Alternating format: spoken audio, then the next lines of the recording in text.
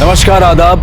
Crime petrol सतर्क के आज के एपिसोड में मैं अनूप सोनी आप सबका स्वागत करता हूं। कहते हैं कि खुशी अनमोल है, पर क्या दर्द की कोई कीमत होती है? ये ऐसे दर्द की व्यथा है जिसमें सब मिट गया लेकिन दर्द नहीं मिटा। ऐसी बर्बरता जो एक लंबे समय तक चली, जिसकी वहशत कभी नहीं मिटी। एक ऐसा विचित्र अपराध जो इंसानी अस्तित्व का वो घाव बन गया कि अदालतें हिल गई। कानून सोच में पड़ गया कि अगर इंसाफ हो तो क्या हो, कैसे हो। ये केस शायद इतिहास में दर्ज होकर हमें हमेशा चौंकाएगा कि क्या ऐसा भी हो सकता है।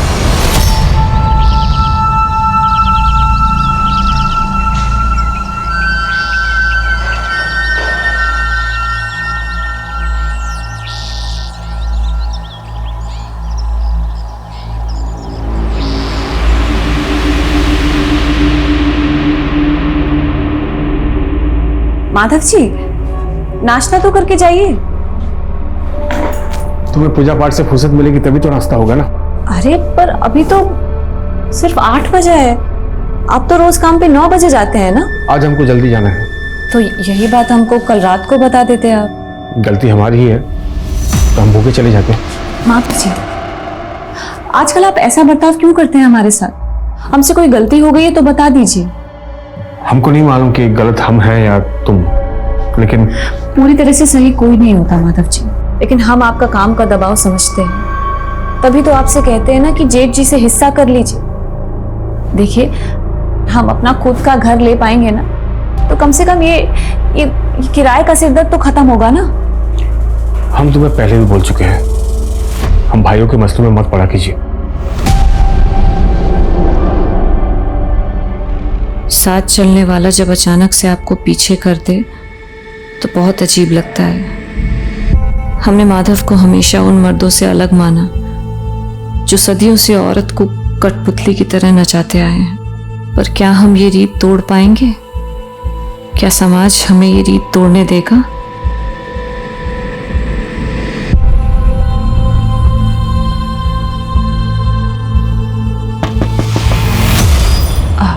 रुक जी, आप माधव जी की पत्नी है ना? हाँ, लेकिन आप कौन? आपके पति वहाँ पे सड़क पार कर रहे थे, उनका एक्सीडेंट हो गया। आप चलिए जल्दी, आप चलिए। क्या? हाँ जल्दी। कैसे? आइए आइए, भागिए। कहाँ? यहीं पे थे। कहाँ? यहीं पे थे। कहाँ गए? मैं सच कह रहा हूँ, यहीं पे थे।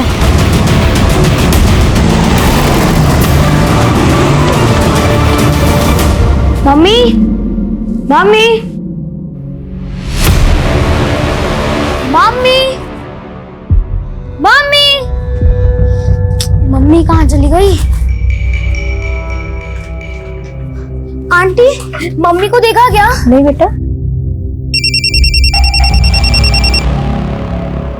हेलो माधव भैया, हम रश्मि बोल रहे हैं। आप कहाँ हैं? हम काम पर जा रहे हैं। क्यों, क्या हुआ? वो करुणा दीदी घर पर नहीं है और बबली उनके लिए रोई जा रही है। करुणा घर पर नहीं है?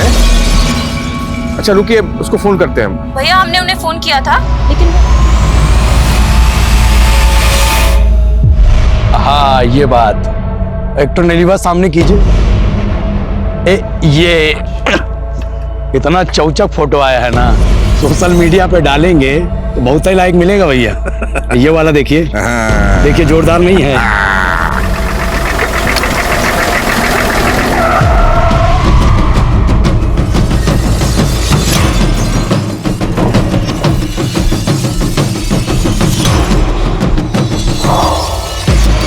लो भाई, ले आए आपकी ये बुलबुल।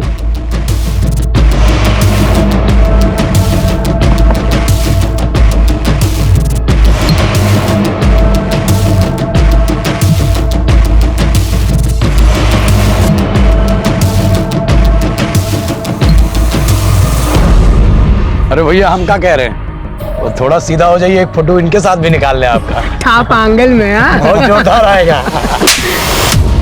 दिलावर पैर का जूती के साथ फोटो नहीं निकालता है, समझा? होश में लाओ इसे।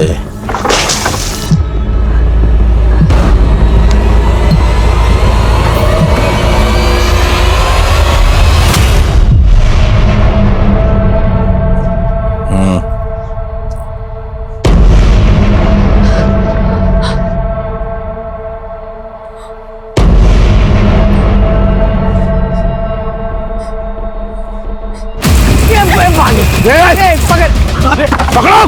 कहाँ तक भागोगी, हमारा इलाका है।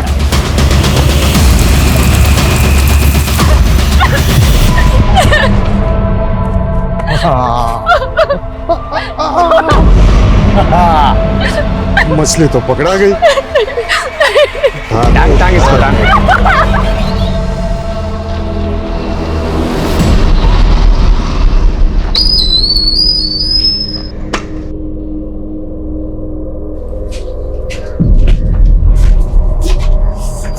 कुछ नहीं होगा बेटा, मम्मी आ जाएगी, रो मत। हाँ मम्मी आ जाएगी। यहाँ आस पड़ोस हर जगह पता कर लिया हमने, कहीं मिल ही नहीं रही करुणा।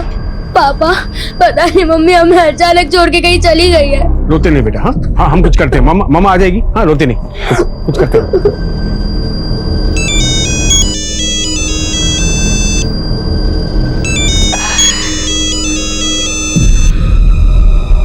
अरे दामाद जी, कैसे है दामाद जी? हाँ माँ जी, करुणा वहाँ आई है क्या? नहीं, क्यों आने वाली थी क्या? पता नहीं माँ जी, लेकिन यहाँ कुछ बिना बताए सबको पब्लिक को अकेला छोड़ के कहीं चली गई। क्या? हाँ माँ जी। अगर सुनिए ना, अगर वहाँ वो आती है ना तो हमको फोन करवाइएगा। ठीक है दामाद जी। हाँ वो माँ, कहाँ बोल रही थी जी? माधव, करुणा को तो हमारी और तुम्हारे भैया की शकल भी पसंद नहीं है, वो काहे आएगी यहाँ? हम यहाँ करुणा को लेकर परेशान हैं और आप ये सब लेकर बैठ गई है। अरे गई होगी यहीं कहीं, काहे परेशान हो रहा है? हमें छोड़ दो, हमारे बच्चे परेशान हो रहे होंगे, जाने दो, हमें जाने दो। क्या सोची थी, बच के निकल जाएगी? अरे हमसे भागकर कहाँ जाएगी? अरे ये हमार जंगल है, हमार घर।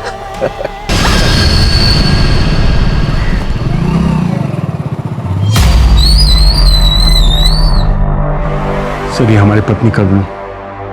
आपको कुछ अंदाजा है कि आपकी बीवी कहाँ जा सकती है? सर हमने अपने हर रिश्तेदार के यहाँ पता किया, वो वहाँ नहीं है, और हम इस मोहल्ले में 2 महीने पहले ही शिफ्ट हुए। करुणा यहाँ किसी को अच्छे से जानती भी नहीं है सर। आपको किसी पर शक है? सर हमने अभी कहा आपको, हम यहाँ किसी को नहीं जानते हैं सर। सुबह से शाम हो गए लेकिन करुणा का कुछ पता नहीं चल रहा सर। घबराइए नहीं, शायद यहीं कहीं गई हूँ, वापस आ जाएंगे। लीजिए। करुणा हमारी बच्ची को ऐसे अकेला छोड़ के कभी नहीं जाती है, ना जा सकती है सर। आप ऐसे कैसे बात कर रहे हैं सर? 24 घंटे तक इंतजार कीजिए, अगर वो घर वापस नहीं आती है तो हम देखते हैं हमें क्या एक्शन लेना है।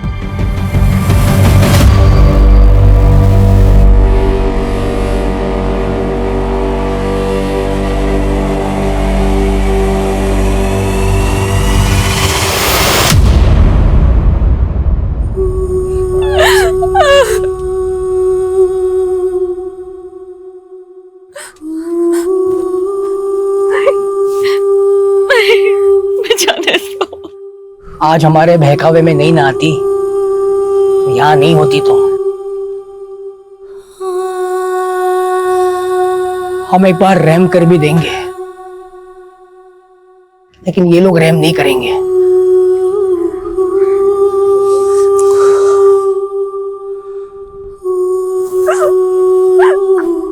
कौन हो तुम लोग? क्या चाहते हो? तुम हमारे पति को कैसे जानते हो? उनका नाम कैसे पता तुम्हें? क्या चाहते हो तुम लोग? पूरे 5 लाख, इससे 1 रुपया कम नहीं। और हाँ, पैसा मिलने में जितना देर लगेगा उसका तकलीफ उतना ही बढ़ेगा, समझा?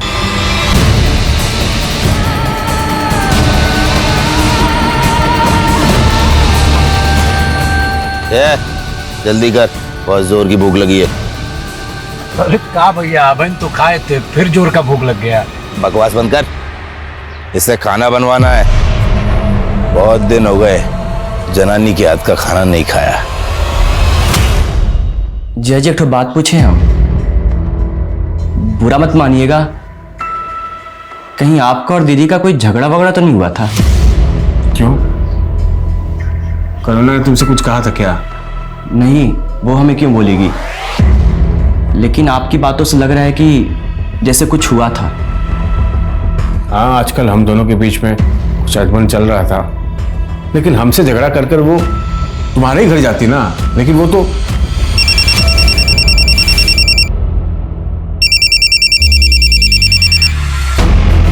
हाँ भैया। हाँ माधव, करुणा का कुछ पता चला? नहीं भैया, वो पुलिस ने 24 घंटे का इंतजार करने को कहा है और वापस भेज दिया हमें। कहा? बात पुलिस तक पहुंच गई है? ए, सुनो, आज हम मूली का पराठा खाएंगे। वो कहा है कि सवेरे से हमारा पेट नहीं साफ हुआ है ना। तो एक काम करो, लोटा लेके निकल लो, आज तो बैंगन का भरता बनेगा। वो काहे? काहे? हमारा मन है। मूली बैंगन के साथ अगर आलू मिला दो ना, तो आलू मूली बैंगन की सब्जी बहुत मस्त बनाती है। तूने कल जो आलू मूली बैंगन की सब्जी बनाई थी ना, कमाल की थी यार। मुझे भी रेसिपी बताना। आज घास फूस नहीं बनेगा, जश्न की रात है, मुर्गा बनेगा। अरे क्या बात कर रहे हो भैया, दिल खुश कर दिए। चल बना। जी जी नहीं, हम शाकाहारी लोग हैं, हमारे लिए मांस छूना भी पाप है, हम नहीं बना सकते। समझ सकते हैं, लेकिन क्या करें, हम तो पापी हैं और तू पापियों की कैद में है, पाप तो करना पड़ेगा।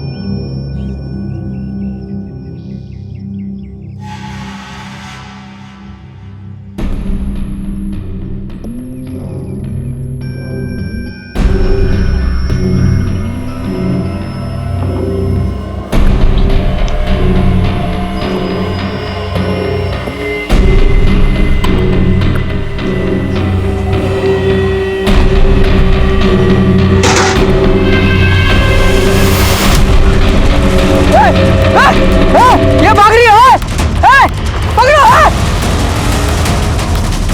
पकड़ो से।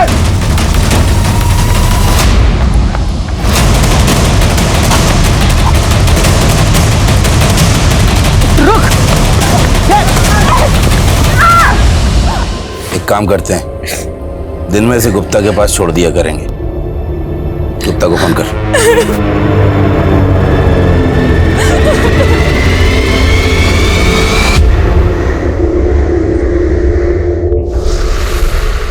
नमस्कार।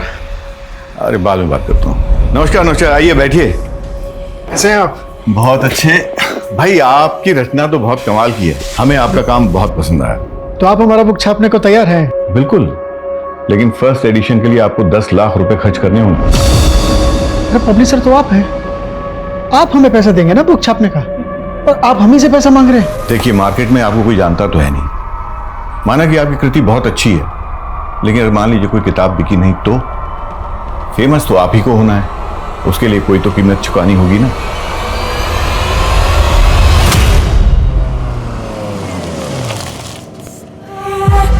और गुप्ता, खबर में क्या है?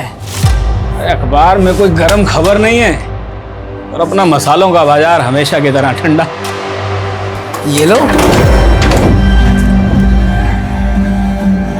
संभालो इसे, फिर बात करते हैं।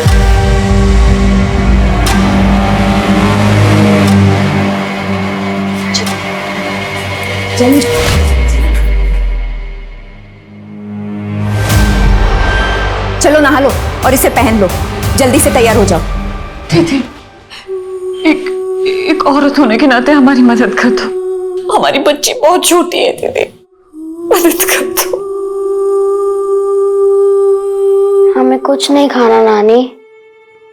पापा इतने दिन से बोल रहे हैं कि मम्मी आ जाएगी, लेकिन मम्मी अभी तक नहीं आई। मम्मी आ जाएगी बेटा, हाँ, पापा उसी को ढूंढने में लगे, आ जाएगी। तू खाना खा ले, ले हम बोल रहे हैं ना बेटा, मम्मी आ जाएगी, लो खाओ।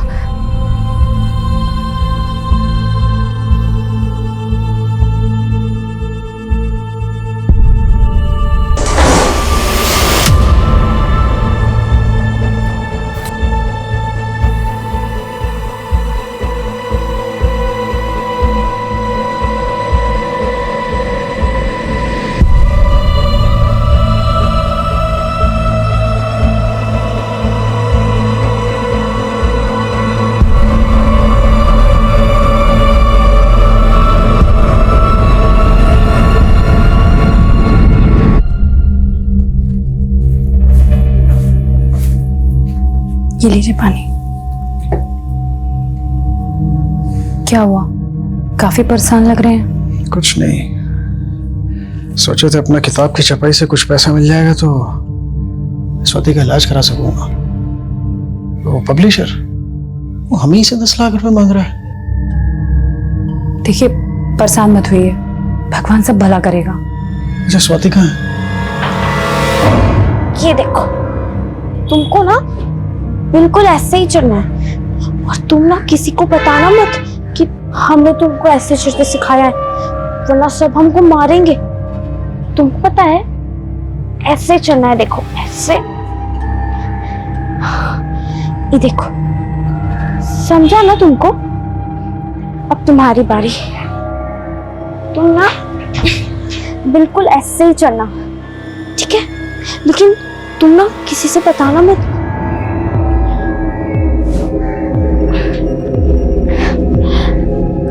अरे वाह, तुम ना अच्छे से नहीं करोगे ना?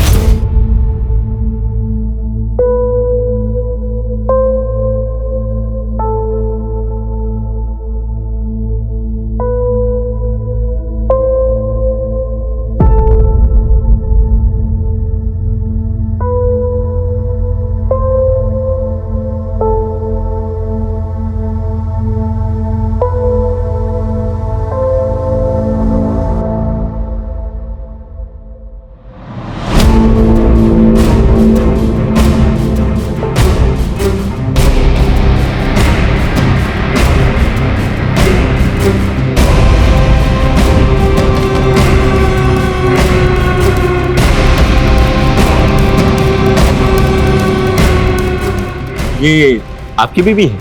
हाँ हमारी बीवी है। आपने देखा इनको? हाँ, कई दिन पहले मैंने इनको 2 आदमियों के साथ देखा था। कौन थे वो आदमी? अरे बड़े ही खतरनाक लोग थे, हाथ में गन भी रखे हुए थे। वो लोग हमारी बीवी को लेके जा रहे थे और तुमने पुलिस को फोन नहीं किया? पुलिस वलिस कुछ नहीं उखाड़ सकती है उनका, दिलावर गैंग के लोग हैं वो। ऐसा कोई गैंग यहाँ पनप ही नहीं सकता। लॉ एंड ऑर्डर बहुत मजबूत है यहाँ का। क्या मजबूत है? कोई हमारी बीवी को उठा ले गया है, आप यहाँ बैठे खाने पूर्ति किए जा रहे हैं। बस बस, अगर कोई गैंग हुआ भी तो किसी और एरिया का हुआ, हम पता करते हैं, ठीक है? हाँ सर, प्लीज पता करिए। हाँ। यहाँ नाकाबंदी होती है, हम अपने हथियार इस रूट से ले जाएंगे, गुप्ता के मसालों की बोरियों में भर के। सर ये मेरे जीजाजी हैं सुरेंद्र जी, और ये मेरी दीदी नैनी, और इनकी बेटी स्वाति, और यही गणेशपुरा में रहते हैं सर। काफ़ी दिनों से उनका फ़ोन बंद आ रहा था सर, तो हम इन देखने के लिए घर पर गए, लेकिन देखा कि वहाँ ताला लगा हुआ है। हमने हमारे सभी रिश्तेदारों से बात की, लेकिन सर किसी को कोई आइडिया ही नहीं है कि अचानक से ये लोग कहाँ चले गए। हमें कुछ ठीक नहीं लग रहा है सर। तुम्हारे जीजा करते क्या है? सर वो एक जोशी है, और सर अजीब बात यह है कि कल मेरी भांजी का जन्मदिन था, और मुझे पहले से इन्वाइट किया हुआ था आने के लिए, लेकिन सर मैं गया तो वहाँ ताला लगा हुआ है। तुम्हें अपने जीजा और दीदी के फ़ोन नंबर दे दो, हम देखते हैं। जी पुलिस कुछ नहीं करने वाली है, हमें किसी बड़े अफसर से जाके बात करनी चाहिए।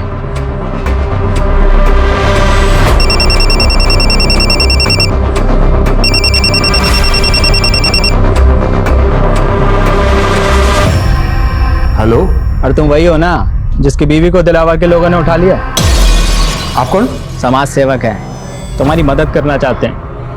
आपको हमारा नंबर कहाँ से मिला? अरे अब इतने दिन से यहाँ वहाँ बांट रहे हो, हमको भी मिल गया। अच्छा अब काम की बात सुनो, तुम्हारी मदद सिर्फ इसी शर्त पर होगी कि इन झंझट से तुम पुलिस को दूर रखो। आपको कुछ समझ में नहीं आ रहा, आप क्या कहना चाह रहे हैं? अरे हम जानते हैं उन लोगों को, तेरी बीवी की कीमत पूछेंगे। कीमत? हाँ, छुड़ाने की। अच्छा सुन, कम से कम 2 लाख रुपए तो लगेंगे, क्रिमिनल लोग हैं ना वो। 2 लाख हम कहाँ से इंतजाम करेंगे? 2 लाख हमारे पास नहीं है। तो एक काम कर, 50,000 रुपए हमको दे दे, हम काम शुरू करते हैं, उसके बाद तू किस्तों में दे देना।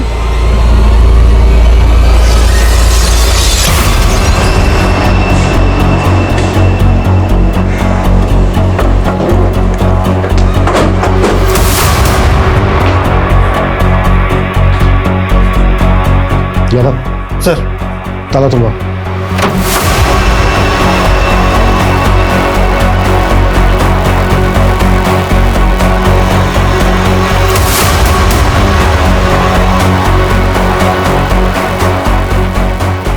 सर, यहाँ तो ऐसा कुछ भी नहीं मिला जो थोड़ा भी सस्पिशियस लगे। नहीं यादव, सस्पिशियस तो है। तुम्हें जरूरत से ज्यादा खुशबू महसूस नहीं हो रही?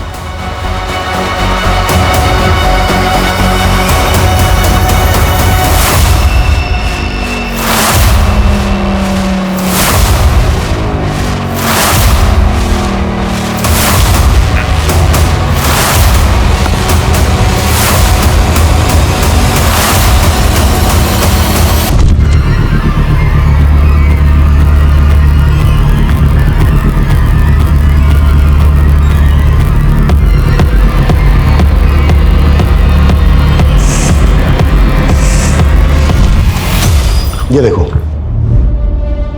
ऐसा लग रहा है जैसे ये रूम फ्रेशनर यहीं पे स्प्रे करके खाली किया गया है। शायद कोई बदबू मिटाने की कोशिश की गई है।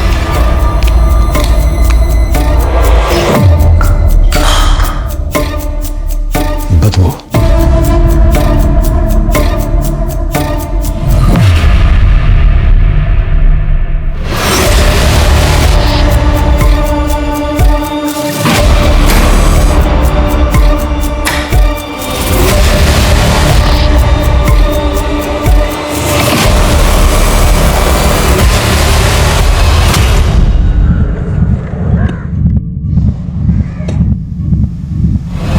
इसकी हालत देख के तो ऐसा लग रहा है कि जैसे इनके मर्डर्स काफी पहले हुए हैं।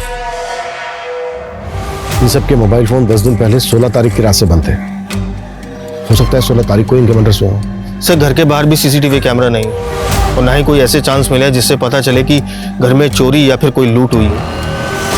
इस फैमिली की डिटेल्स पता करो। Okay sir.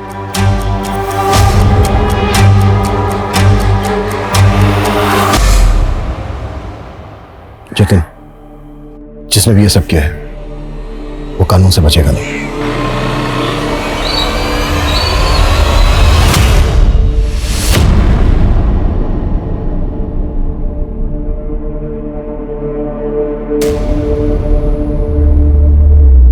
हाँ, मैं आ गया।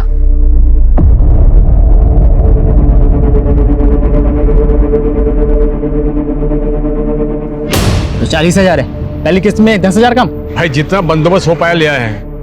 देखिए, तुम हमारी बीबी से मिले हो, वो ठीक तो है ना? अभी नहीं मिले हैं, अब तुम पैसा दिए हो ना, अब बात करेंगे गैंगस्टर से। हमारी बीबी का कोई फोटो, कोई वीडियो है तो दिखाओ ना, हमको भी पता चले कि वो किस हाल में है। अरे तुम परेशान मत हो, अब तुम 1,60,000 का बंदोबस्त करो बस, वो मिल जाएगी। बोला ना। लेकिन भाई, हमको बताइए ना वो किस हाल में है। बोले ना, परेशान मत हो। अरे हमको एक बार फोटो तो दिखाइए। मिल जाएगी, परेशान मत हो।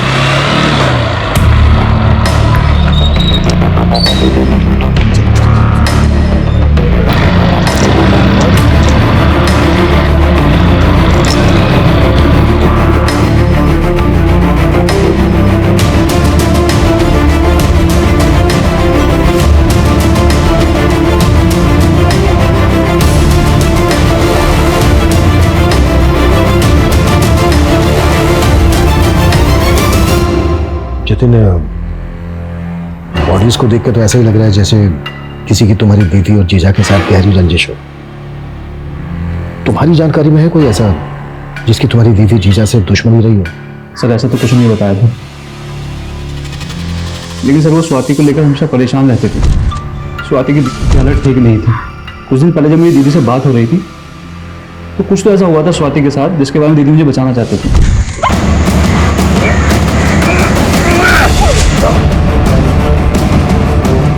स्वाति, क्या हुआ बेटा? स्वाति बहुत डरी हुई है, वो बिल्कुल बोल नहीं पा रही है। पता नहीं किससे इतना डरी हुई है। सर मुझे तो लगता है कि स्वाति को किसी ने मोलेस्ट करने की कोशिश की होगी। कौन था वो? सर इसका तो उन्हें भी कोई आइडिया नहीं था। ठीक है जतिन, अभी के लिए तुम जा सकते हो। जैसे पोस्टमार्टम हो जाएगा बॉडीज तुम्हें सौंप दी जाएंगी।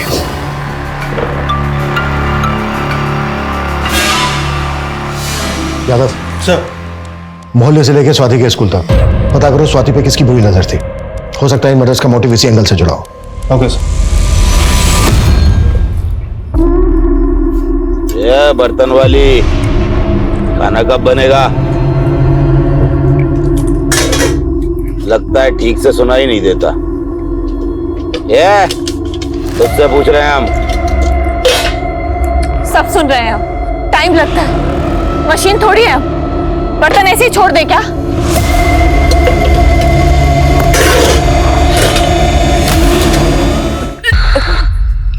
अरे ऐसा भी क्या खा लिया जो सब उलट रही है? पेट में बच्चा ठहर गया है हमारे। अच्छा, तो इस बच्चे ने तेरा तेवर बदल दिया है। इसमें घबराने वाली क्या बात? ये तो बहुत खुशी की बात है। हमारा बच्चा है, हमारे गिरोह का आने वाला वारिस। अब बंदूक लाओगे? अरे जश्न मनाओ। करुणा से उसका संसार छीनकर उसे नर्क की दुनिया दे दी गई। आखिर उन गुंडों का मकसद क्या था? करुणा का 3 महीने तक शोषण करने के बाद अब वो करुणा से गैंग का वारिस चाहते थे। फिर दिलावर वो 5 लाख रुपए किसके लिए मांग रहा था? वहीं फिरोज 2 लाख रुपए की कीमत वसूल करके माधव को उसकी बीवी सौंपने की गारंटी क्यों दे रहा था? ये केस असमंजस से भरा हुआ था, लेकिन पुलिस कोई हरकत नहीं दिखा रही थी। वो इस समय स्विच ऑफ है। जय जी, पक्का ही फिरोज हमारा पैसा लेके भाग गया है, तभी इसका फोन बंद आ रहा है।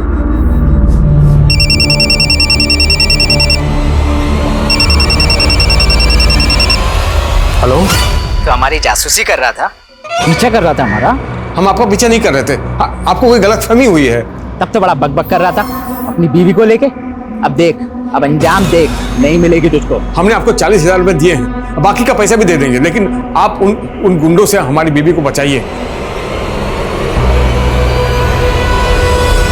सर, स्वाति के पड़ोस और स्कूल में सबसे पूछताछ की, लेकिन पता नहीं चल पा रहा है कि ऐसा कौन होगा जो स्वाति को मोलेस्ट करता होगा।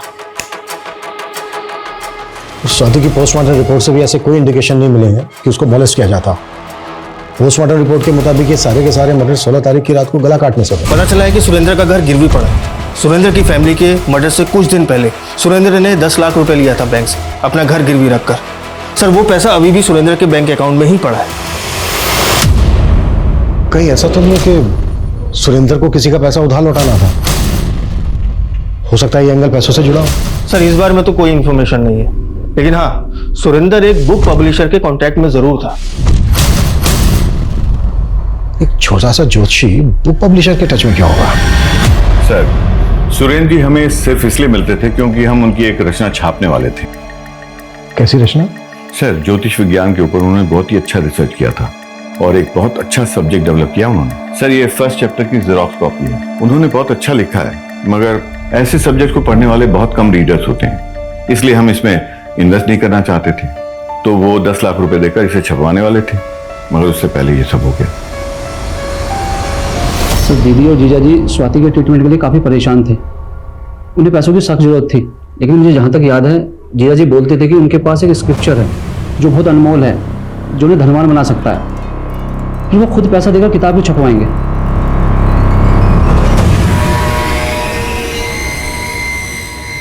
अगर ये कंटेंट इतना ही अनमोल है तो इसकी ओरिजिनल कॉपी चेक करते हैं, शायद सुरेंद्र के घर पे हो।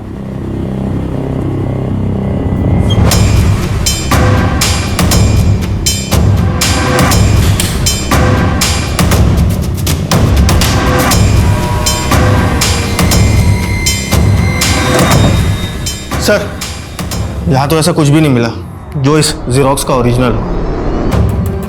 अगर सुरेंद्र ने पब्लिशर को ये जेरोक्स कॉपी दी थी तो उसकी ओरिजिनल कॉपी यहीं कहीं होनी चाहिए, और अगर यहाँ पर नहीं है तो फिर ओरिजिनल कॉपी गई कहाँ?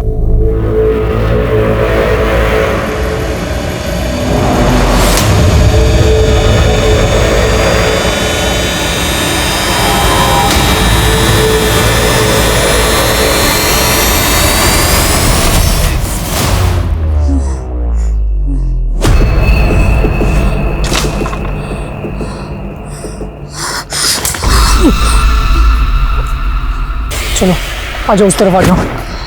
चलिए चलिए।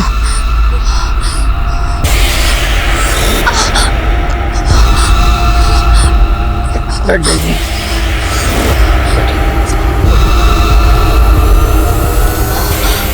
इस हालत में इतना काम करेगी ना, ये मर जाएगी ये। तो अब इसका हाथ बटाने के लिए दूसरी औरत उठा के लाए। बहुत चिंता हो रही है तुझे, प्यार तो नहीं हो गया? उम्मीदें जवाब दे रही थी, हौसले टूट रहे थे और करुणा के गर्भ में पल रहा बच्चा करुणा को एक अलग ही परिवेश में लेकर जा रहा था। वो बच्चा एक ऐसी गाथा रचने वाला था जो उपन्यासों की कल्पना में होती है, लेकिन यह हकीकत थी और जिस पर बीत रही थी वो इस पीड़ा का नर्क भुगत रहा था। वहीं अपने आप को समाज सेवक बताने वाला फिरोज गायब हो चुका था और उससे कई बार धोखा खाने के बावजूद माधव करुणा की बजाय अब फिरोज की तलाश में जुट गया था। अरे हमारी बीवी कहाँ है? अरे हमको क्या पता भाई तुम्हारी बीवी कहाँ है? तुमको नहीं पता? अरे तुमको नहीं पता? तुमको नहीं पता? इनको सच्चे को बना नहीं रे भाई, इनको माफ कर दे भाई। हमारी बीवी कहाँ है? बीवी कहाँ हमारी? हम तुमको दिलाओ का नंबर दे, जल्दी जल्दी दे। 98 98 78 78। आप जिस नंबर को डायल कर रहे हैं वो इस समय स्विच ऑफ है। साले नंबर पहुंचा रहे हैं। और नंबर? अरे भैया गैंगस्टर का नंबर है भाई। बताओ। अरे असली नंबर है भाई।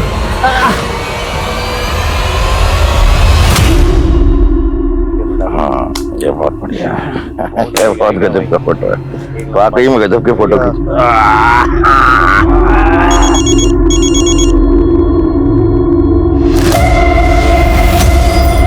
दिलावर भाई, हम माधव बोल रहे हैं। कौन है बे? आपने हमारी बीवी को 7 महीने पहले अगवा किया था। हम आपसे निवेदन करते हैं कि आप हमारी बीवी को हमको लौटा दीजिए। तेरे पास हमारा नंबर कहाँ से आया? पुलिस है ना तेरे साथ? नहीं दिलावर भाई, पुलिस के चक्कर में हमें नहीं पड़ना है।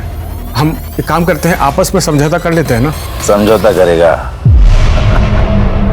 अरे अगर पुलिस भी है तेरे साथ तो बोल दे, दिलावर किसी के बाप से नहीं डरता। रहम कर दीजिए इस कमजोर इंसान पर। ठीक है, कर देंगे। 5 लाख दे जा और ले जा। और हाँ, दोबारा फोन तभी करना जब पैसे हों तेरे पास। हेलो दिलावर भाई। सर, सुरेंद्र के कांटेक्ट में इस हरीश नाम के आदमी का पता चला है। इस हरीश का सुरेंद्र के घर में पिछले 6 महीने तक काफी आना जाना था। सर, ये हरीश भी एक ज्योतिषी है। पिछले 6 महीने तक इन दोनों की काफी बातचीत हुआ करती थी, लेकिन अब ये दोनों कांटेक्ट में नहीं है। सर, जिस दिन मर्डर हुआ था आपका है? सर, जिस दिन हम पब्लिशर के पास गए थे उस दिन से इसका फोन स्विच ऑफ जा रहा है। हम लोग इसके घर भी गए थे, लेकिन वहां भी ताला लगा है। तो क्या इस हरीश का पब्लिशर से कोई कनेक्शन है?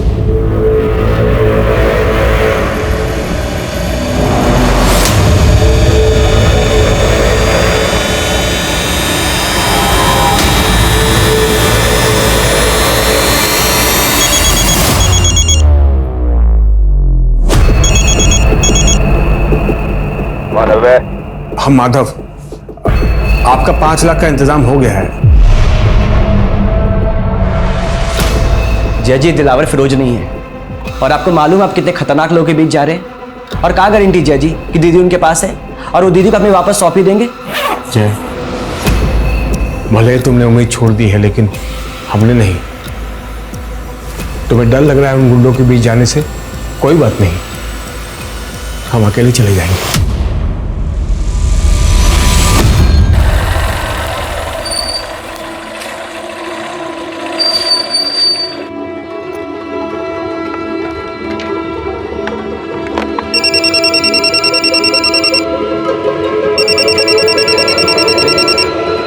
हाँ दिलावर भाई, आप जहाँ कहे थे हम आ गए हैं। पैसा वहीं छोड़ और चला जा, तेरी बीवी तेरे पास पहुंच जाएगी। नहीं, अपनी बीवी को देखे बिना हम पैसे नहीं छोड़ेंगे। यहाँ पर पलट कर दे। ये एक कदम भी आगे बढ़ाए तो गोली मार देंगे।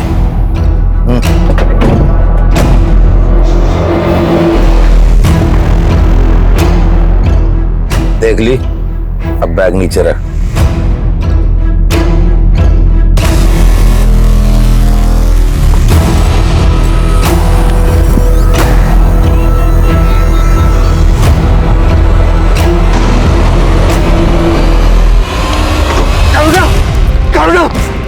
करुणा, करुणा, हम आ गए हैं, हम आ गए हैं।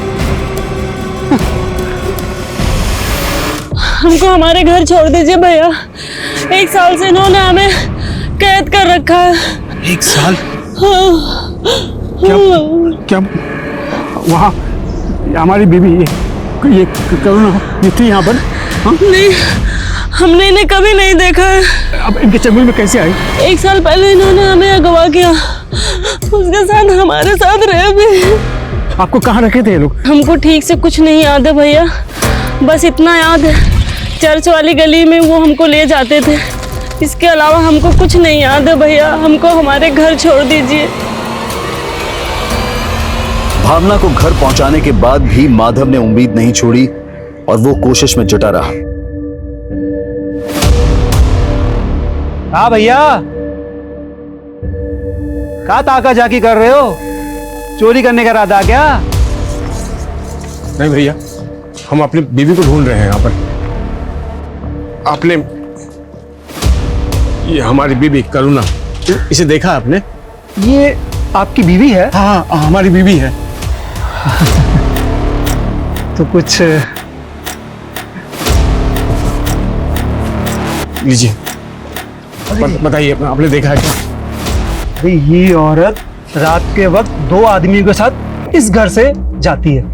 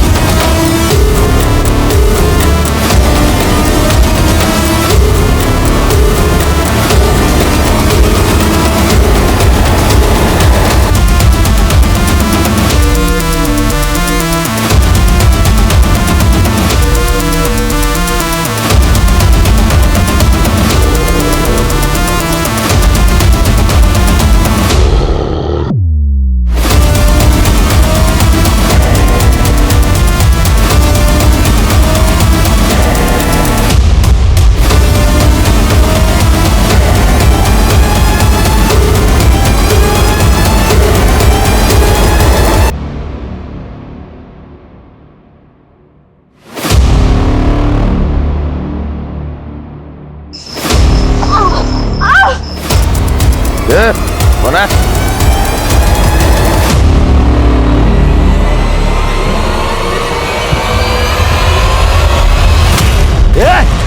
उठो, निकम्मो, लड़की गायब है। हाँ? अरे लड़की गायब है, उठो जल्दी, जल्दी उठो।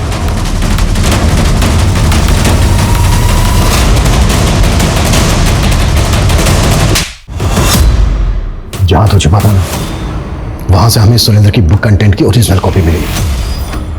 अब सच सच बताएगा या फिर और कुटाई करे? मैं और सुरेंद्र एक गुरुजी के वहां से ज्योतिष विद्या सीखते थे।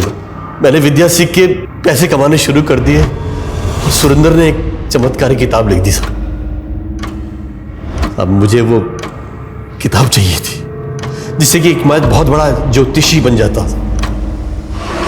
हमें डर था कि कहीं उसकी बेटी ने हमारे बारे में वहां सब कुछ बता दिया तो सुरेंद्र हमें अंदर करवा देगा, इसलिए हमने उसके परिवार को मरवा दिया। ये सारा काम तू अकेले तो कर नहीं सकता, किसने साथ दिया तेरा?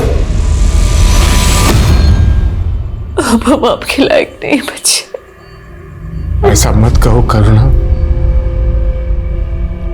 हम साथ थे और हमेशा साथ रहेंगे। और हम ये बच्चा भी। नहीं नहीं नहीं, हमें बच्चा नहीं चाहिए। हम जानते हैं इसमें इस बच्चे का कोई कसूर नहीं, लेकिन अगर हमने बच्चा पैदा किया ना तो उन गुंडों का चेहरा हमको जिंदगी भर सताता रहेगा। हमें नहीं चाहिए ये बच्चा, नहीं चाहिए। मनीराम गुप्ता एक हमारे क्लाइंटल है। कहने को तो मसाले का व्यापारी है, पर वो दिलावर के गैंग के साथ मिलकर हथियार सप्लाई करता है। दिलावर को मैंने सुपारी दी थी साहब, सुरेंद्र के परिवार को मरवाने के लिए। लूट, फरोती, अबडक्शन, बहुत काले कारनामे किए हैं तूने और दिलावर गैंग ने। अब तक जितनी औरतों को उठाया ये भी पता चल गया हमें। अब सीधे सीधे ये बोल, दिलावर और उसका गैंग कहाँ मिलेगा?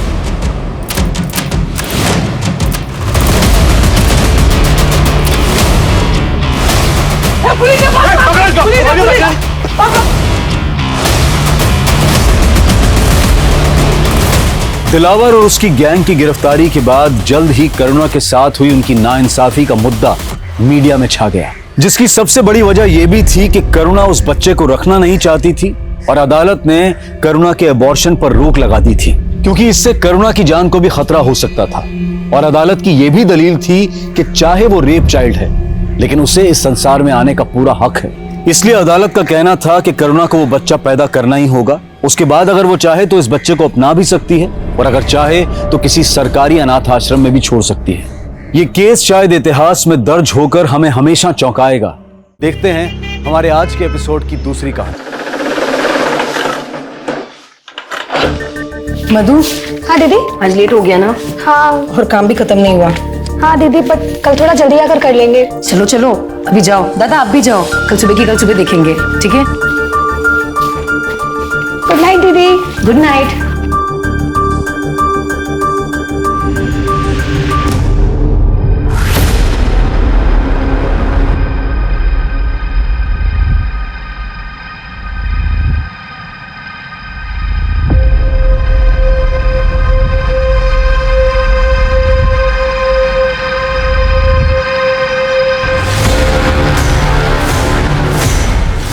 हटो मेरे रास्ते से।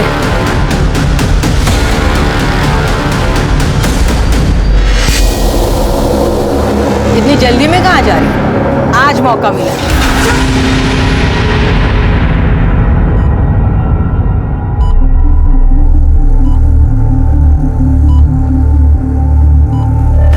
दिव्या बेटा, दिव्या, दिव्या बेटा।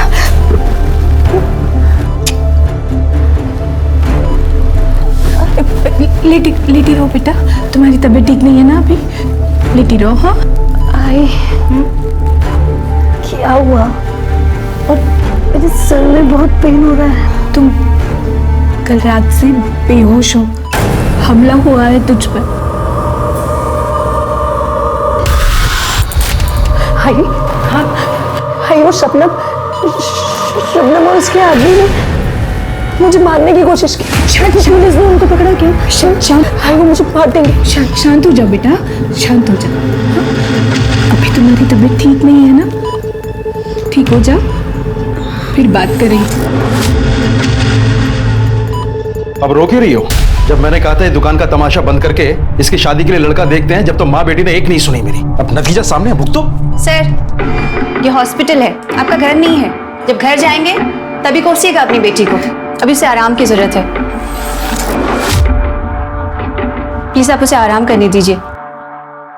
एक औरत का दर्द एक औरत ही समझ सकती है, लेकिन तब क्या हो जब एक औरत दूसरी औरत की जान की दुश्मन बन जाए। कई केसेस में महिला का सिर्फ महिला होना ही उसके साथ किए गए अपराध का बहाना होता है, क्योंकि अपराधी को लगता है कि महिला के साथ अपराध करके वो आसानी से बच जाएगा। और इस बच जाने की सोच को शह मिलती है हमारे सिस्टम के कुछ जंग लगे कलपुर्जों से, जो अपना काम ईमानदारी से नहीं करते हैं। अभी रिपोर्ट लिखा था। बताओ किसने हमला किया था आपके ऊपर? सर वो शबनम और उसकी बेटी इशरत अपने गुंडे प्रहलाद के साथ मिलकर मुझ पर हमला किया था। दिव्या इतनी जल्दी में कहाँ जा रही है? आज मौका मिला है। क्यों हमला किया था तुम्हारे ऊपर? सर वहाँ मेरी शॉप के पास ही शबनम रहती है, वहाँ वो ड्रग्स का बिजनेस करती है, तो मैंने पुलिस में जाके कंप्लेन कर दी थी। ये एप्लीकेशन FIR के लिए। शिवाजी नगर के एरिया में हमला हुआ था। एक मिनट रुकिए आप, मैं अभी आता हूँ।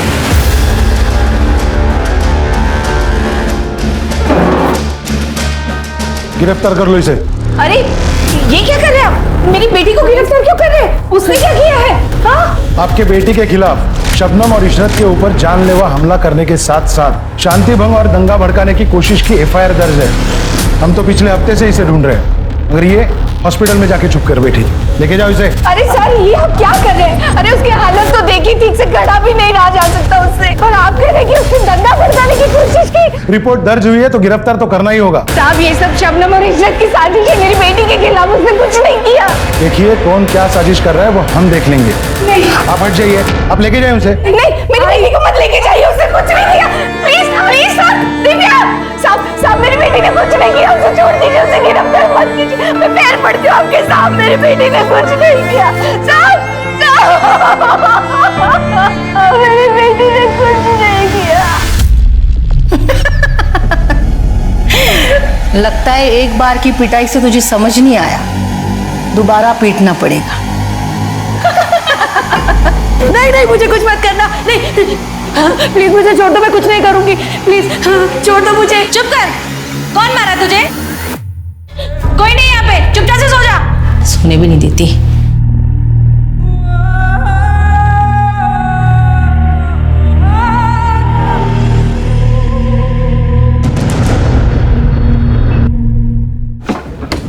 सर, मैं जरा खाना खा रहा हूँ, बाद में आइए।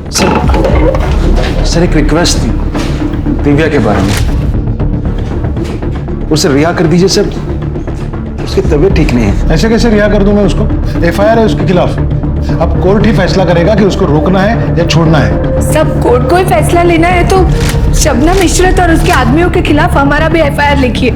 हमारी बेटी पे हमला करवाया उसने। चलो मान लिया, कर ली मैंने एफआईआर दर्ज, शबनम और उसकी बेटी को अरेस्ट भी करा लिया। मगर जब कोर्ट मुझसे पूछेगी तो क्या कहूंगा मैं? साहब रिहा कर दीजिए ना। ये रिवेंज पॉलिटिक्स मेरे यहाँ नहीं चलेगी। आप चले जाइए। साहब, मेरी बेटी को बुखार है, उसकी तबीयत भी ठीक नहीं है। देखिए आप जाइए, खाना खाना दीजिए मुझे।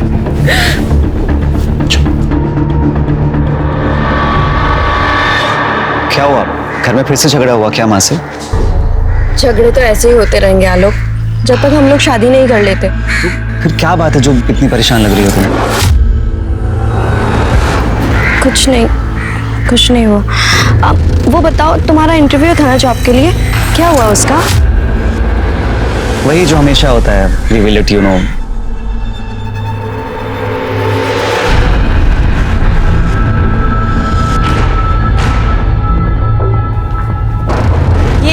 ये क्या कर रहा है यहाँ पर?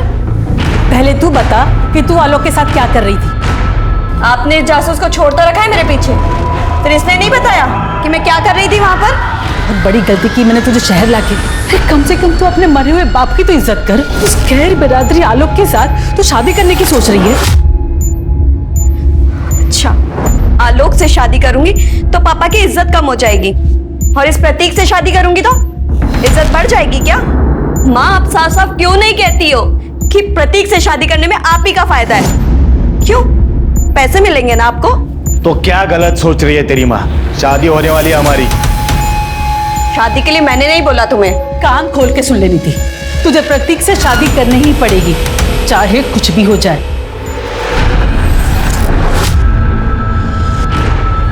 नीति,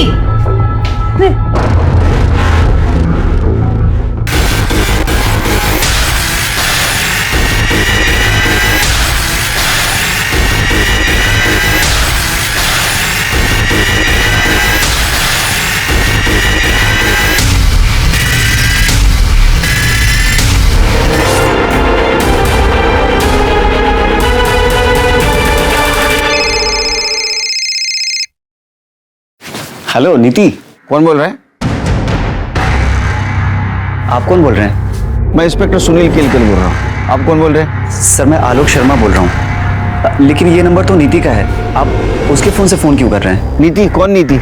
सर मेरी फ्रेंड है, लेकिन हुआ क्या है?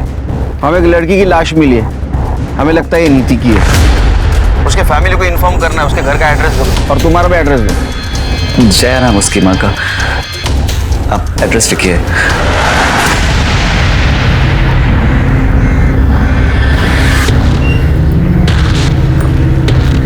ईश्वर जी, पुलिस तो हमारी बात ही नहीं सुन रही है। सब अब आप ही कुछ कीजिए ना प्लीज। सर, आपके बारे में बहुत सुना है। आप कितने बड़े सोशल वर्कर हैं। हमारी बेटी को आपकी मदद की जरूरत है। उसकी हालत बहुत खराब है। दिव्या आई।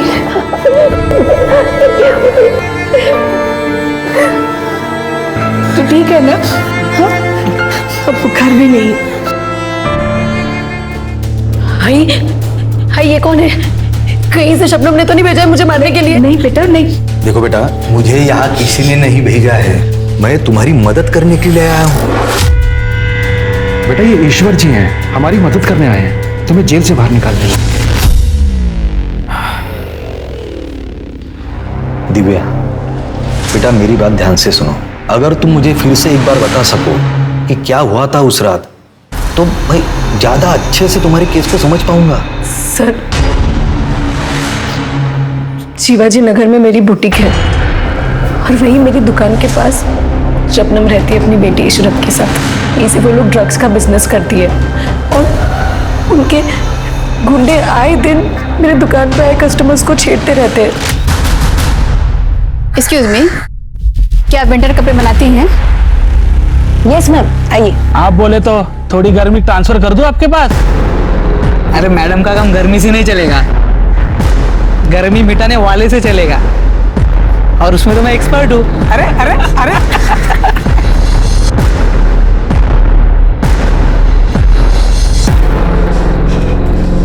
क्या बात है मैडम, इतने जल्दी गर्मी मिटाने के लिए आ गई? लगता है ठंड बहुत बढ़ गई है। मिटा दो गर्मी। इसकी गर्मी ज्यादा बढ़ गई है, पकड़ो इसको। ये तो फिर से आ गई। ये तुम्हारे नशेड़ियों को काबू में रखो वरना अच्छा नहीं होगा। आज फिर मेरी कस्टमर को छेड़ा इन्होंने। ये अपना रोना धोना ना कहीं और जाकर कर। हमने बोला था यहाँ दुकान खोलने को, जो हमसे आके शिकायत कर रही है। ये एरिया तुम्हारा नहीं है जो हर एक काम तुमको पूछ के करूं। अगर नहीं सुधरे ना तो पुलिस में जाके तुम सबकी कंप्लेंट करूंगी। पुलिस में जाएगी? हाँ जाऊंगी। और ये तुम्हारा जो काला धंधा है ना, इसका काला चिट्टा पुलिस को पता के रहूंगी। देख लो भाई लोग, पुलिस में जाने का बोल रही है, तुम सबको जेल में भिजवाएगी। इसका क्या करना है देख लो तुम लोग। उसके पास जाएगी? हाँ, पुलिस के पास जाएगी? हाँ, पुलिस के पास जाएगी? छोड़ो उसे, पीछे पीछे। और तू आज आई तो आई, आज के बाद इधर दिखना भी मत। हर बार तुझे बचाने नहीं आऊंगी मैं। चल यहाँ से। किसी तरह से मैं भागी वहां से। मुझे अपनी दुकान को बचाना था, इसलिए मैंने जाके पुलिस में कंप्लेन की। पुलिस भी पूछताछ का बहाना करके वहां से लौट आई। फिर मुझे सबक सिखाने के लिए शबनम ने उसकी बेटी इशरत और प्रहलाद के साथ मिलकर मुझ पर अटैक करवाया। आज मौका मिला है, इसका नतीजा बहुत बुरा होगा। मेरे खिलाफ झूठा केस दर्ज करवाया उन लोगों ने, ताकि मैं टूट जाऊं, अपनी जुबान बंद रखूं, उनके बारे में किसी को कुछ ना बताऊं। पुलिस भी इन सब में शामिल है। मैंने कुछ भी नहीं किया है, मैंने कुछ भी नहीं किया है, मैंने कुछ भी नहीं किया। करो मेरी वो झूठ बोल रही है।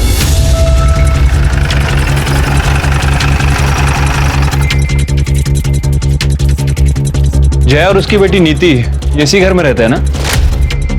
जी साहब, क्या हुआ?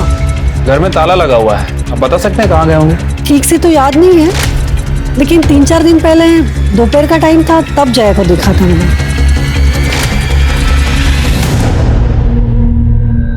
ईश्वरचंद जी, हम हमारा काम पूरी ईमानदारी के साथ कर रहे हैं। अब दिव्या की फैमिली उसके लिए बेल नहीं करा पा रही, तो इसमें पुलिस की क्या गलती है? देखिए, आपको भी पता है कानून का अपना एक प्रोसीजर होता है, सब कुछ उसके अनुसार ही हो रहा है। अब इन लोगों ने दिव्या पर केस रजिस्टर कराया था, तो हमें तो उसे अरेस्ट करना ही होगा।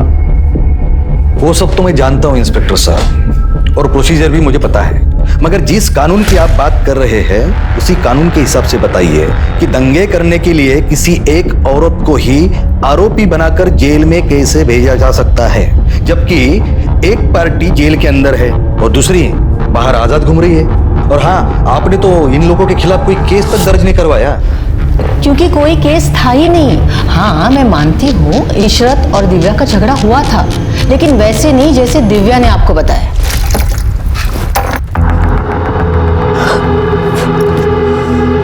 इशरत, दिखाई नहीं देता है अंधी कहीं की? अरे ऐसे कैसे बात कर रही है? गलती से गिर गया, देख नहीं पाई तुझे? तभी तो कह रही हूँ, अंधी हो गई है क्या? सारे कपड़े गंदे कर दिए मेरे।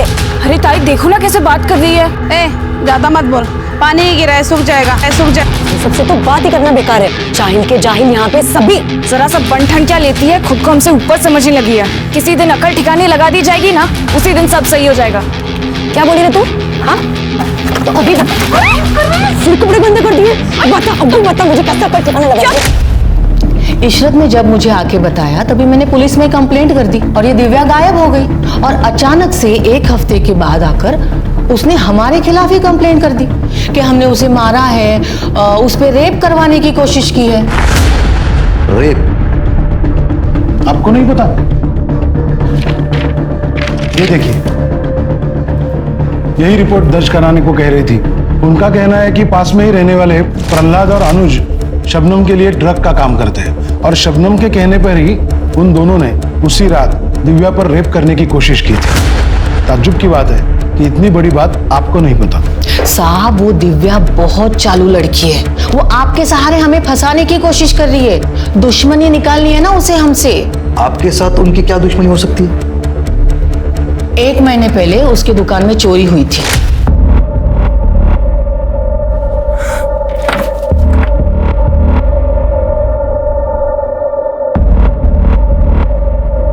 ज्यादा बड़ा नुकसान तो नहीं हुआ ना बेटा? बंद करो ये ड्रामा। मैं ये बात अच्छे से जानती हूँ, इस मोहल्ले के लोगों की हरकत है ये। सबके सब एक जैसे हो। मेरी दुकान बहुत चुभती है ना तुम लोगों को, इसलिए चोरी करवा दी। अरे भैया देखो, भलाई का तो जमाना ही नहीं रहा। कोई तुमसे तुम्हारा हाल पूछ रहा है और उल्टा तुम उसी पर दोष डाल रही हो। तो क्या तुम पर डालूं?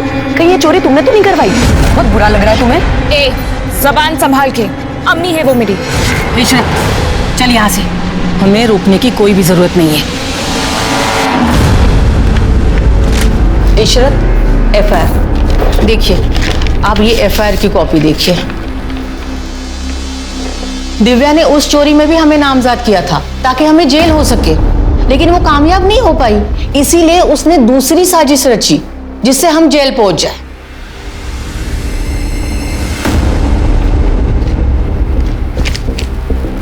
साहब हम चलते हैं।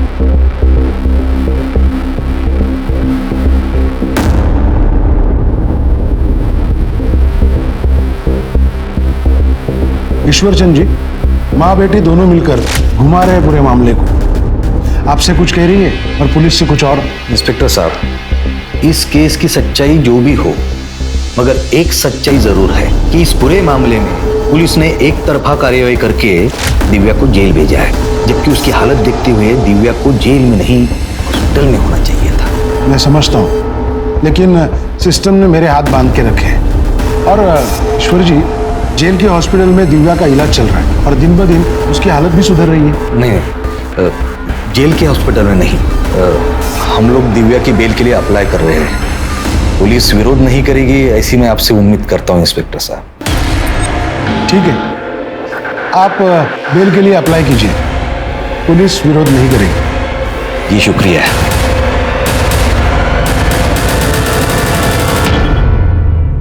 मतलब रेप नहीं हुआ था तुम्हारा, यही कह रही हो ना?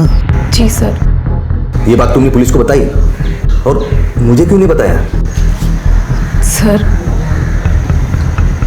सब कुछ इतना जल्दी जल्दी हुआ कि कुछ भी याद रखना मुश्किल हो रहा था। मुझे कुछ समझ में ही नहीं आ रहा था मेरे साथ क्या हो रहा है। शायद इसलिए मैं आपको बताना भूल गई, मगर ऐसा नहीं है कि उन्होंने रेप करने की कोशिश नहीं की। देखो दिव्या, मैं तुम्हारी मदद करना चाहता हूँ, मगर इसके लिए तुम्हें मुझे सब कुछ बताना होगा, वो भी सच सच और शुरू से। जब मैंने आपको सब कुछ बताया वो सच ही है। नहीं, अभी पूरा सच नहीं बताया। शबनम के साथ जो तुम्हारी दुश्मनी है, जिसके खिलाफ तुमने चोरी की एफआईआर तक दर्ज करवाई थी।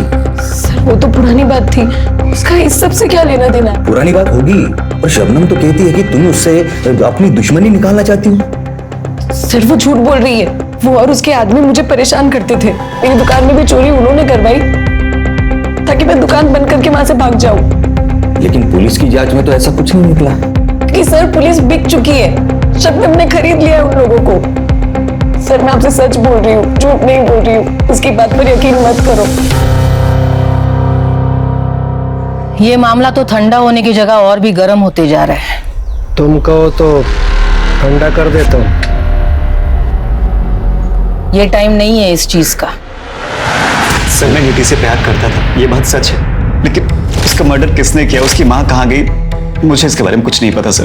तुम इतना अगर प्यार करते थे उससे तो 4 दिन से ना तो तुमने उसको कॉल किया ना तो उसका तुम्हें कॉल आया, ऐसा कैसा प्यार? सर पिछले 4 दिन से उसका फोन बंद आ रहा था। मैंने उसे कई बार फोन ट्राई किया, फिर मुझे लगा कि उसकी माँ ने फोन छीन लिया होगा लड़ाई झगड़े की वजह से।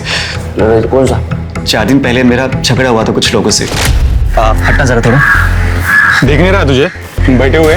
भाई मुझे गाड़ी से सामान निकालना, आप उठ जाओ यहाँ से, और वैसे भी गाड़ी कोई बैठने की जगह नहीं है। तो तू ही बता कहाँ जाकर बैठे।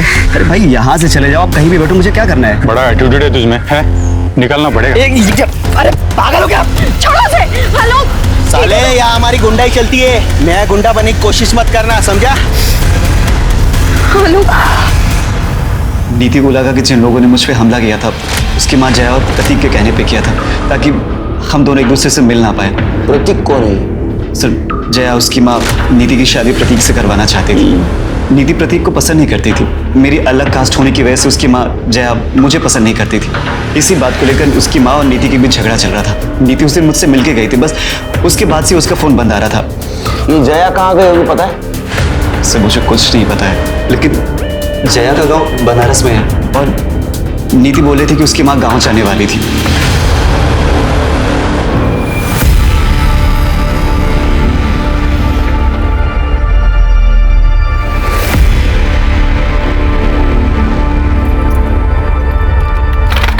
और पुलिस के क्या हाल है? परेशान होने वाली कोई बात नहीं है, सेटलमेंट हो रहा है धीरे धीरे।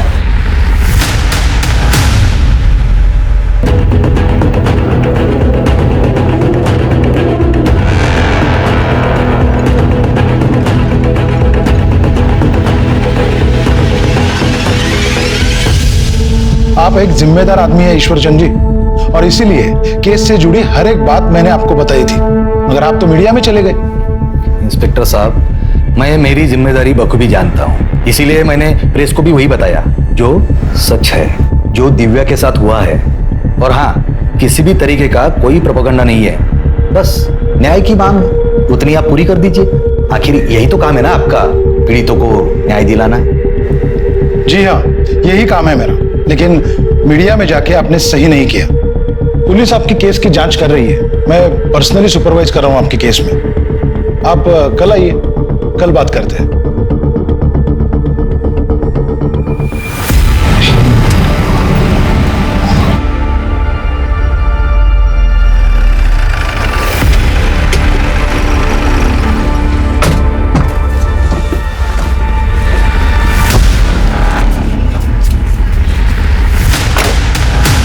क्या सोचा था? तू मीडिया में जाएगी और हम जेल में सड़ते रहेंगे, और तुम क्या करोगे? मजा मारोगे? हाँ? देखो, हमने पुलिस कंप्लेन की है, आप पीछे हटो। पुलिस कंप्लेन की है ना, यही सबसे बड़ी गलती की है। अब गलती की है तो हर्जाना तो भुगतना पड़ेगा, तैयार रहना।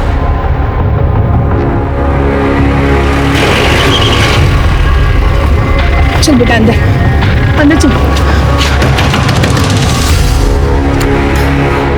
आजा बेटा,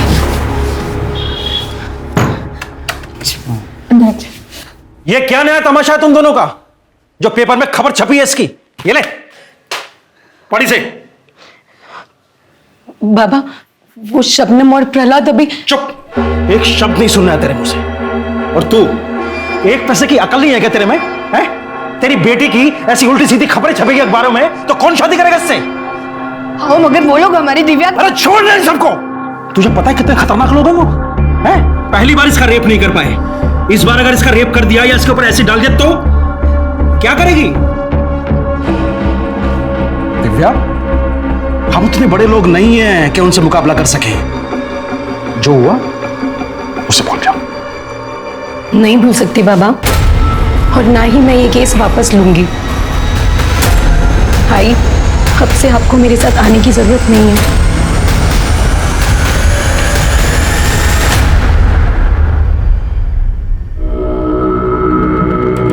मुझे सर से मिलना है। देखिए मैडम, थोड़ा वेट कीजिए, सर बिजी है। जैसे फ्री होते हैं मैं आपको बुला लेता हूँ।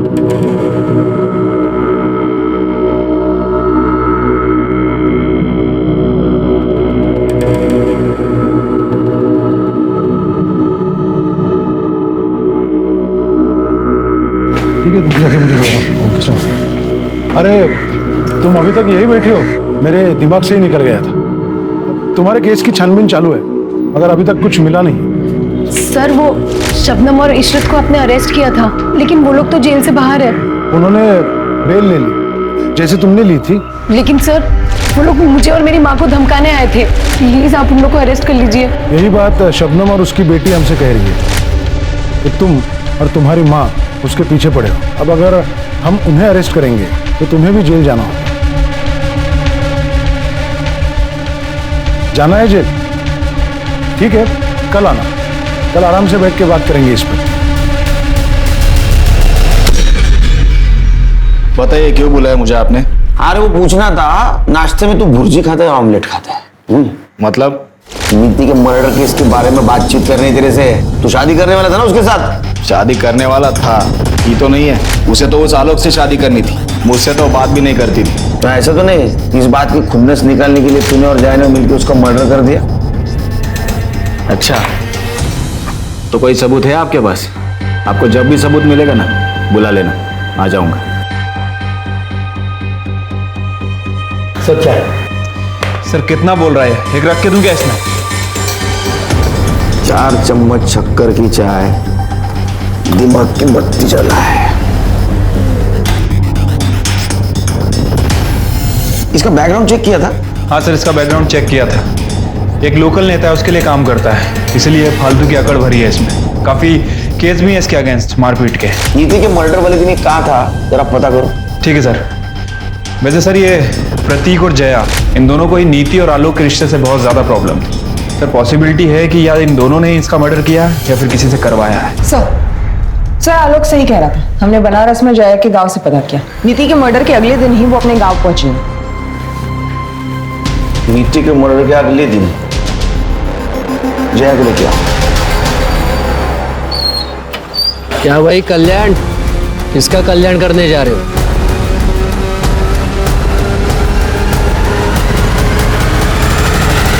हाँ ठीक है, मैं बोलता हूँ बाद में। मैं करता हूँ तुम्हें बंद। सॉरी, मैं भूल ही गया था कि आप यहाँ बैठी हो। तुम्हारे केस में एक लीड मिली है, एक्चुअली उसी की छानबीन चालू है। एक काम करना, तुम कल आना, कल तक कुछ और पता चल जाएगा। न्याय मिलने में देरी न्याय ना मिलने के बराबर है, और दिव्या के साथ भी ऐसा ही हो रहा था। न्याय की आस ने उसे एक ऐसे अंतहीन इंतजार के चक्रव्यूह में धकेल दिया जहां न्याय तो नहीं था, पर अगर था तो सिर्फ एक लंबा इंतजार और निराशा ही निराशा। शबनम और इशरत ने उस पर शारीरिक हमला किया था, लेकिन पुलिस की एक तरफा कार्रवाई और परिवार के अधूरे सपोर्ट ने उसे मानसिक तौर पर भी तोड़कर रख दिया था। लेकिन फिर भी दिव्या लड़ रही थी न्याय के लिए, और इस लड़ाई में जहां वो बिल्कुल अकेली थी, उसे सहारा मिला एकदम अप्रत्याशित तरीके से। नीति अपने मर्जी से शादी करना चाहती थी, तुम्हें पसंद नहीं था, इसलिए तुम नीति को मार दिया।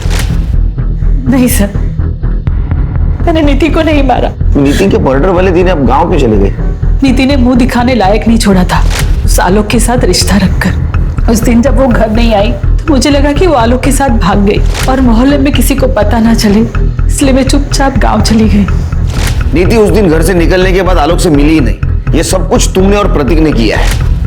नहीं सर, हमने ऐसा कुछ नहीं किया। तुम दोनों के सिवा कौन दुश्मन था उसका? कौन कर सकता है ये?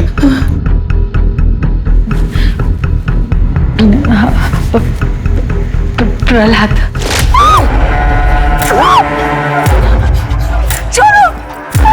पकड़, उठ, चल निकल यहाँ से, वरना सारी गांधीगिरी निकाल देंगे तेरे। चल चल चल अंदर चल, अंदर चल चल।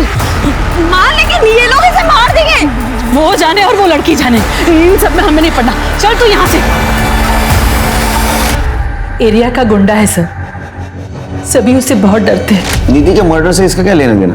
नीति बहुत परेशान थी सर, क्योंकि वो उस लड़की की मदद नहीं कर पाई। लेकिन जब नीति को ये पता चला कि पुलिस ने उस लड़की को जेल में डाला है, तो बहुत परेशान हो गई। मैंने नीति को बहुत रोका, समझाया, लेकिन वो पुलिस स्टेशन में गवाही देने आ गए। पुलिस ने तो कुछ नहीं किया, लेकिन जब गुंडों को पता चला कि नीति उनके खिलाफ गवाही देने आई थी पुलिस स्टेशन में, हमारा जीना हराम कर दिया था। ये क्या करे, धक्का मार के जरा पकड़ो इसको। मैंने कहा था ना, ज्यादा समाज सेवा करना अच्छी बात नहीं है, मगर तू मानी नहीं। देखो अब हो गई ना गंदी बात बीच बाजार में। अभी भी तेरे पास समय, गवाही देने की सोचना भी मत, वरना अगले टाइम कपड़े नहीं तू फटेगी। नीति को हर तरीके से परेशान किया कि वो गवाही न दे पाए। मैंने भी उसे बहुत रोका और नीति भी अपना मन बना रही थी कि वो गवाही से पीछे हट जाए। निकाल ली ना आप दोनों ने अपनी खुन्नस आलोक को पिटवा कर, लेकिन मैं भी पीछे नहीं हटूंगी माँ। शादी तो मैं आलोक से ही करूंगी। आपको जो करना है कर लीजिए। अब चुप, अब बात सिर्फ शादी की नहीं है, बात मेरी इज्जत की है। तुझे शादी तो मुझसे ही करनी पड़ेगी, फिर चाहे उसके लिए मुझे किसी भी हद तक जाना पड़े। इस बेशर्म को आलोक के आगे कुछ दिखाई नहीं देता, तो इससे अच्छा होता कि प्रहलाद इसे मार देता। आ गई ना दिल की बात जुबान पर माँ, तो अभी फालतू की केयर करना बंद कीजिए। अब शादी तो मैं आलोक से ही करूंगी, चाहे मैं मर जाऊंगी, और उन गुंडों के खिलाफ बयान भी दूंगी। बहुत सुन ली मैंने आपकी, अब नहीं सुनूंगी। उस रात हमारे बीच बहुत लड़ाई झगड़ा हुआ और दूसरे दिन सुबह नीति घर छोड़ के चली गई। उन गुंडों ने ही मारा है सर मेरी बेटी को, ये आलोक ने, क्योंकि वो आलोक के पास ही गई थी। किस पुलिस स्टेशन में था झगड़े का केस जहां नीति गवाही देने वाली थी? ये कैसी बात कर रहे हैं सर? इसी पुलिस स्टेशन में है वो केस। क्या? किसके पास? इंस्पेक्टर रवि पाटिल। तुमको मेरे केस से क्या लेना देना? मैं आया था तुम्हारे केस के बीच में, जो तुम मेरे इन्वेस्टिगेशन में टांग अड़ा रहे हो। क्या इन्वेस्टिगेशन कर रहे हो तुम? हाँ? सिर्फ घुमा फिराने की बात कर रहे हो ताकि वो लड़की फ्रस्ट्रेट हो जाए और हार मान ले। तुम मेरे बॉस नहीं हो जो मैं तुम्हें सफाई दूं। अरे तुम्हारे जैसे ऑफिसर का बॉस भी नहीं बनना चाहता। अपने काम से काम रखो और मेरे मामले में मत पड़ो। हेलो, ये अब सिर्फ तुम्हारा मामला नहीं रहा, समझे ना? मेरी विक्टिम नीति तुम्हारे पास आई थी गवाही देने के लिए। फर्जी गवाही दी थी उसने, कोई सबूत नहीं मिला हमें जो ये साबित कर सके कि उसकी गवाही सच है। तुमने कुछ सबूत ढूंढने की कोशिश ही नहीं की। नीति का मर्डर हो गया, दिव्या के आरोपी अभी भी खुलेआम बाहर घूम रहे, क्योंकि तुमने तुम्हारा काम ईमानदारी से नहीं किया। तुम जैसे गैर जिम्मेदार ऑफिसर की वजह से हम जैसे जिम्मेदार ऑफिसर के ऊपर लोग भरोसा नहीं करते। तो जाओ, निभाओ अपनी जिम्मेदारी, सुलझाओ केस को। मुझे लेक्चर देने की जरूरत नहीं है। करूंगा, ये सब कुछ करूंगा। मेरा केस भी सॉल्व करूंगा, दिव्या को भी न्याय दिलाऊंगा। You just wait and watch. एक पुलिस स्टेशन अपने ही थाने में दर्ज हुए दो अलग अलग मामलों में दो खेमों में बंट चुका था। नीति की हत्या और उसके संभावित हत्यारों के दिव्या के केस में जुड़े होने ने दिव्या केस में हुई पुलिस कार्रवाई की पोल खोलकर रख दी। दिव्या के केस की जांच पुलिस डिपार्टमेंट के लिए एक शर्म का विषय बन चुकी थी। पुलिस डिपार्टमेंट ने तुरंत ही दिव्या केस के इंचार्ज पीआई रवि सरना को केस से हटा दिया और दिव्या के केस की जांच भी नीति केस के इंचार्ज पीआई सुनील केलकर को सौंप दी गई। दिव्या, अब तक तुम्हारे साथ जो कुछ भी हुआ वो बहुत गलत हुआ है, लेकिन हम तुम्हें न्याय दिलाएंगे। सिर्फ हमारी मदद करनी होगी तुम्हें इन्वेस्टिगेशन में। ठीक है?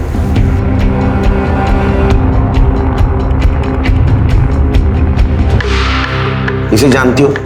नहीं सर, कौन है ये? ये लड़की तुम्हारे लिए गवाही देने वाली थी, लेकिन इसका मर्डर हुआ और हमें ऐसा लगता है कि तुम्हारे केस से जुड़े होने के कारण उसका मर्डर हुआ है। क्या सर, इस लड़की का मर्डर हुआ है? मतलब आप हमें फिर भी केस लड़ने के लिए बोल रहे हैं? सर बहुत खतरनाक लोग हैं वो। आप हर समय तो हमारे साथ रहेंगे नहीं हमें बचाने के लिए। जाने दीजिए सर, हमें कोई केस वेस नहीं लड़ना है। अरे नहीं नहीं, चिंता करने की बिल्कुल कुछ जरूरत नहीं। अब ये केस मेरे पास है, इसे कुछ नहीं होने दूंगा मैं। एक लंबी लड़ाई के बाद दिव्या को न्याय की उम्मीद दिखी थी, मगर किस्मत का खेल अभी खत्म नहीं हुआ था और इस बार किस्मत उसके साथ जो खेल खेलने वाली थी वो दिव्या पर बहुत भारी पड़ने वाला था।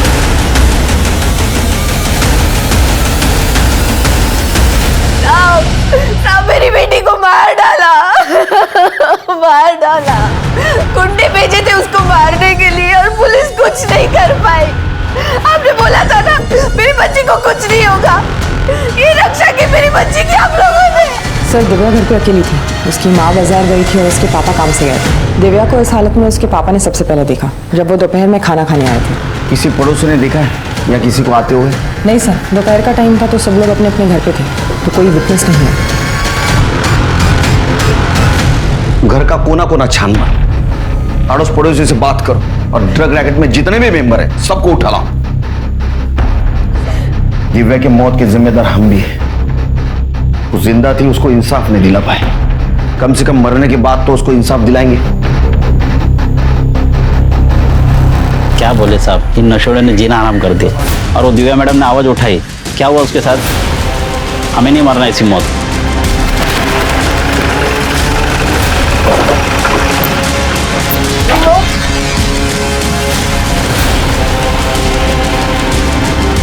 सर, अनुज और प्रहलाद घर पे नहीं है और ये बताने को तैयार नहीं वो कहा है। अंदर डालो इसे, चल।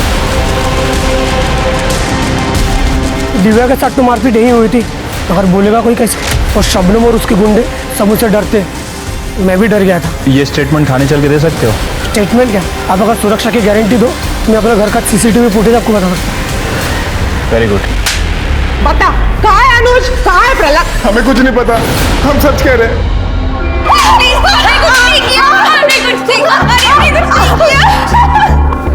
अरे तो पहले ही बता देना ना, मार खाने की जरूरत नहीं थी।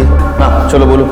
पूरे इलाके में मेरा ही माल बिकता था, किसी की औकात नहीं थी मुझसे उलझने की। लेकिन जब से उस दिव्या ने दुकान खोली थी ना, तब से उसने मुझसे उलझना चालू कर दिया। कभी घर में आके हंगामा करती थी तो कभी यहाँ पुलिस स्टेशन में आके कंप्लेन करती थी। और तुम्हें जब पता चला कि नीति उसके साथ है तो पहले नीति और बाद में दिव्या को रास्ते से हटा दिया। नहीं साहब, नीति और दिव्या के मर्डर में हम लोगों का कोई हाथ नहीं था। तुम्हारा हाथ कैसे नहीं? अगर नीति तुम्हारे खिलाफ गवाही देती तो तुम जेल जाती, और दिव्या अगर केस लड़ती तो भी तुम जेल जाती, तुम्हारा धंधा चौपट हो जाता।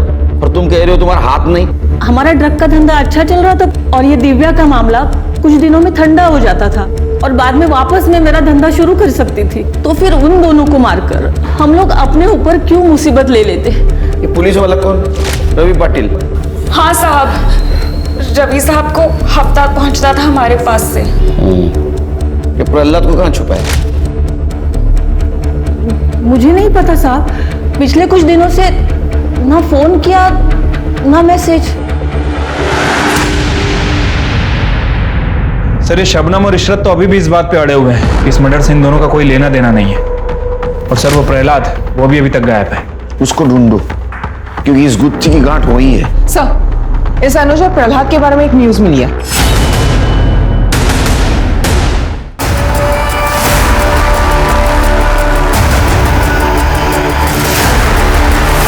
सर ये गुत्थी तो सुलझने के बजाय और उलझती जा रही है। हाँ सर, ये प्रहलाद अपना प्राइम सस्पेक्ट था और इसी का मर्डर हो गया। सर मुझे लगता है कि यहाँ कोई पार्टी वगैरह चल रही थी और जो भी इन दोनों के साथ आया वो इन्हें जानता था। पहले इन लोगों ने शराब पी और फिर मौका देखकर इन्हें मार के निकल गए। नितिन, दिव्या, प्रहलाद और अनुज, इनका कनेक्शन किसी न किसी तरह से इस ड्रग रैकेट से जरूर है, क्योंकि पहले नितिन बाद में दिव्या, अब ये दोनों। मतलब ये जो कातिल है ये अपने खिलाफ जितने भी सबूत है सब मिटाते जा रहा है। ये हत्याकांड की जड़ें इस ड्रग रैकेट से जरूर जुड़ी है। इसको खोदो, कातिल यही मिलेगा। हाँ तो शबनम अभी बता कि वो तीसरा आदमी कौन है? जैसे प्रहलाद अपना दोस्त समझता था लेकिन वो उसका दुश्मन निकला। सब मुझे क्या पता, वो काम करता था मेरे लिए, मैं घरवाली नहीं थी उसकी। मैडम, प्रहलाद तो अपनी गैंग का बॉस था, उसे कौन मार सकता है? ये बात तो मुझे भी नहीं समझ में आ रही है। क्या पता साहब कौन दोस्त था प्रहलाद का। वैसे भी इस काम में कौन दोस्त कब दुश्मन बन जाए कुछ कह ही नहीं सकते। साहब, आप शबनम के ग्रुप के ज्यादातर लोगों को पकड़ चुके हैं, पर अगर आप रैकेट पे ही नजरें जमाए रखोगे तो बाहर कैसे दिखेगा? साफ साफ बोल, कहना क्या चाहता है? कहना यही चाहता हूँ साहब, शबनम के सप्लायर को पकड़िए, क्योंकि वो बाहर रहकर भी उसके अंदर ही काम कर रहा है। कौन है शबनम का सप्लायर? साहब उसको मैं डायरेक्ट नहीं जानता था, एक आदमी था हम दोनों के बीच में। प्रहलाद? नहीं साहब, वो प्रहलाद नहीं था। फिर कौन था?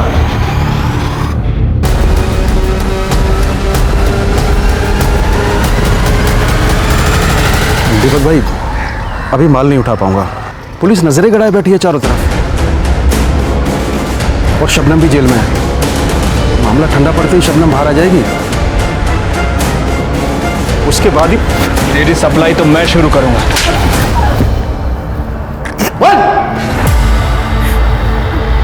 मुझे गांजा पीने की लत थी साहब, बाकी लोगों की तरह मैं भी शबनम से गांजा लेता था।